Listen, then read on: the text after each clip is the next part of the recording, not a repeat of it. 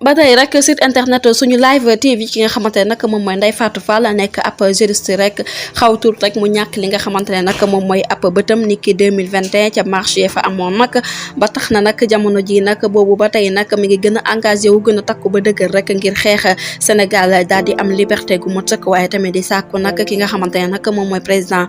njiital opposition bi di Ousmane Sonko rek mu bokk ci yooyu les élections ñu bañ koo xañ li nga xamante ne nag moom mooy àq ak yelleefam ba tax nag Natalia Yamb nag daal dina ci yëkkati ay kàddu ba tey rek ñu fàttali leen kii di Ndeye Fatou Fall ab militant Pastef la woon ñu gën koo xam ci turu Fall Fleur nekkoon nag koo xamante ne nag ab tiktoker la arrêté nañ ko nag fañ ko fekk ren mooy fa muy liggéeyee ni ki 30 mai bi ñu génn nag lañ ko placé sous mandat de dépôt ni ki démb moom nag lañ koy accusé rek jamono ji mooy incitation ak violence mu mel ni rek article 2 déclaré na bu droit de l'homme rek ma ngay sàkk bu baax nag ci ki nga xamante ne nag ñoom ñooy association politique yi ak ñëpp ñoo xamante ne rek dañuy xeex ak yi ak yelleef doomu aadama rek ñu daal di yëkkati seen kàddu ci mbir mu nu mel ndax kenn ku ci nekk ci ñun rek am na sañ-sañ ak nekk ci liberté boppam waaye tamit nag nekk ci propriété nekk ci loo xamante ne nag dund bu ànd ak jamono lay doon dund bu mucc temps ba tax dund bu mucc ayib ba tax na nag jamono ji ne résidence ak xoqatal dafa war a jeex bu ñu sukkandikoo ci ki nga xamante ne nag moom mooy Assane Seye